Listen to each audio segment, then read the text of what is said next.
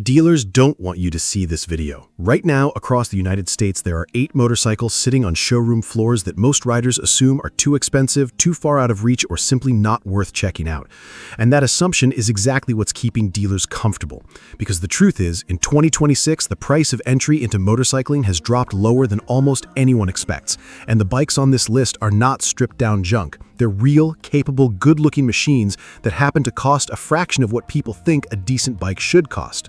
Here's the problem most riders run into. You start shopping for a motorcycle. You open up a dealer's site or you walk into a showroom and the first numbers you see are $8,000, $10,000, sometimes $15,000. So you do the natural thing. You assume that's just what motorcycles cost now. You either stretch your budget further than you wanted to, you settle for a used bike with unknown problems and no warranty, or you just give up on the idea altogether and tell yourself maybe next year. And that's the trap. Because while you're assuming the cheap stuff is gone, manufacturers have quietly been releasing some of the most capable beginner and budget motorcycles in years, and a lot of buyers simply never see them because dealers make more money pushing you toward the bigger, pricier bikes sitting up front.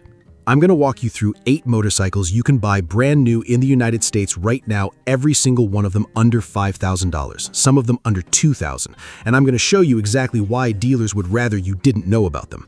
These aren't toys. We're talking real cruisers, real sport bikes, and real adventure bikes from brands you already trust with specs that hold up. By the end of this video, you'll know exactly which one fits your riding style and your budget, and you'll understand why the era of the affordable motorcycle just made a serious comeback. Let's start with the one that surprises people the most, the Honda Navi. This thing carries a manufacturer's suggested retail price of just $1,999 plus a destination charge of around $300, which puts it just under $2,300 out the door. For that money, you get a 109cc single-cylinder, a belt-driven automatic transmission so there's no clutch and no gear shifting to worry about, and a low 30-inch seat height that makes it approachable for almost anyone. It's not built for the highway, and Honda never claimed it was. It's built as a simple twist-and-go machine for getting around town, running errands, and learning the basics of riding without the intimidation factor. The reason dealers don't push this one is simple. The margin on a $2,000 bike is tiny compared to a $10,000 one, so it rarely gets featured even though it's sitting right there on Honda's own lineup. Next is the Honda Grom, and this one has become something of a cult favorite. The 2026 model got a full styling refresh with sharper bodywork, and Honda offers it in 3 trims. The base Grom starts at $35.99, the Grom SP comes in at $36.99, and the Grom ABS tops out at $37.99. All 3 share the same 124cc air-cooled engine and a 4-speed transmission. At just 229 pounds, the Grom is light enough that you can push it to its limits without ever hitting speeds that put you in real danger, which is exactly why so many experienced riders keep one in the garage just for fun alongside their bigger bikes. It looks like a toy, it rides like a genuinely well-engineered small motorcycle, and that contradiction is part of why it sells itself once people actually throw a leg over it. Now let's move into cruiser territory, because this is where people assume the prices jump dramatically. They don't. The Honda Rebel 300 continues to be one of the most popular entry-level cruisers in the country, and it's easy to see why. It pairs a low, confidence-inspiring seat height with classic cruiser styling, a smooth single-cylinder engine, and a curb weight light enough that new riders don't feel like they're wrestling the bike at every stoplight. It's the kind of cruiser that doesn't punish you for being a beginner, but doesn't feel like a toy once you've put a few thousand miles on it either. Dealers will happily sell you one, but they'll show you the 1800 Rebel sitting next to it first, because that's where the bigger ticket and the bigger commission live. For something with more attitude, there's the Royal Enfield Hunter 350. Royal Enfield built its entire comeback in the US market on bikes like this. Classic British styling, a thumping single-cylinder engine, and a price tag that undercuts almost every other classic-style cruiser on the market. It's a bike that looks like it costs twice what it does, which is exactly the kind of value dealers don't advertise loudly, because once people realize how much retro style and real road presence they can get without spending big money, it makes the more expensive cruisers on the floor a much harder sell. Switching over to sport bikes, the Yamaha MT-03 deserves serious attention. For 2026, Yamaha gave it a styling update, including a redesigned tail section and smartphone connectivity through their YI Connect system, which shows call, email, and message notifications right on the bike's display. It shares its 321cc liquid-cooled parallel twin with the YZF-R3 sport bike, but wraps it in aggressive naked bike bodywork with an exposed trellis frame. The price for all of this is $4,999. $599. It looks far more expensive than that number suggests, and that's precisely the issue for dealers. When a sub-$5,000 naked bike looks and performs like something twice its price, it becomes very hard to justify pointing customers toward the pricier options first. If you want something a little more track-focused without leaving the budget category, the CFMoto 300SS fits right in. It's the sport-focused version of CFMoto's 300 series, built with full fairings and a more aggressive riding position than its naked sibling, the 300NK. CFMoto has spent the last few years aggressively closing the gap between budget and premium build quality, and the CF300SS is one of the clearest examples of that. You're getting real sport bike styling, a capable engine for new riders learning to handle a fully fairinged machine, and a price point that keeps it solidly in the affordable bracket, all from a brand that more and more US dealers are now carrying, specifically because demand has grown so quickly.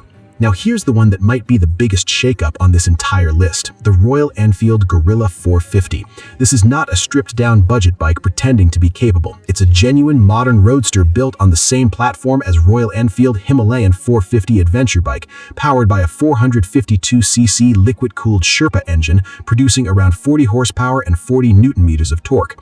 It comes standard with a 4-inch TFT touchscreen display, Google Maps navigation, dual-channel ABS, ride-by-wire throttle, switchable performance and eco riding modes, and a 6-speed gearbox with a slip and assist clutch. The MSRP across all three color options is $52.99, and Royal Enfield backs it with a 3-year unlimited mileage warranty, which is virtually unheard of at this price point. This is a bike that 5 years ago you simply could not get for anywhere close to this money with this level of technology. It's fast enough to be genuinely fun, comfortable enough for daily use, and modern enough that you don't feel like you compromised anything just because you spent less.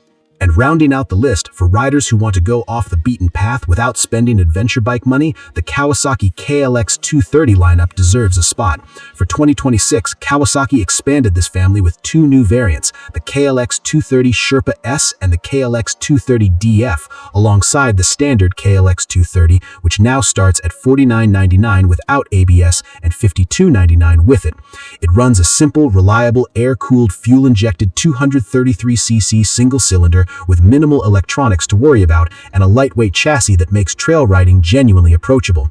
The Sherpa S variant even drops the seat height to 32.5 inches, specifically aimed at riders who want off-road capability without the intimidating height of a full-size adventure bike. It's proof that the affordable adventure bike segment isn't shrinking, it's actually getting more options every single year. So that's 8 motorcycles, real ones, available new right now in the United States, every single one of them at a price that probably doesn't match what you assumed motorcycles cost in 2026. A $2,300 twist-and-go commuter, a sub-$4,000 mini bike that experienced riders still buy for fun, a genuinely capable cruiser under $5,000, a classic-styled Royal Enfield that punches above its price, a naked sport bike with smartphone connectivity for under $5,000, a fared sport bike built for beginners stepping toward performance riding, a fully loaded TFT-equipped 40-horsepower roadster with a 3-year warranty for $5,300, and a trail-ready adventure platform with multiple variants to choose from, all under $5,500. Here's why dealers don't want this list circulating. Margins on flagship bikes are significantly higher than on these entry-level models, so the sales floor is built to walk you past these and towards something with a bigger price tag and a bigger commission attached. But manufacturers know exactly what they're doing by releasing bikes like these, because the rider who buys an affordable first bike today is the same rider who upgrades to something bigger in 2 or 3 years, and brand loyalty starts right here at the bottom of the lineup, not at the top. Now, knowing all 8 of these exist is one thing. Knowing which one is actually right for your body type, your commute, your first-time nerves, or your itch for something faster, that's a completely different question. And it's one that most buying guides online get wrong because they're written by people who've never actually ridden half of these bikes back to back. In the next video, I'm putting 3 of these machines side by side on the same road, same conditions, same camera angle, to show you exactly how they actually feel once you're moving, not just what they look like sitting still in a showroom. If you don't want to miss that comparison, make sure you're subscribed, because what I found out about one of these bikes during testing genuinely surprised me, and I don't think the dealers are going to like that video either.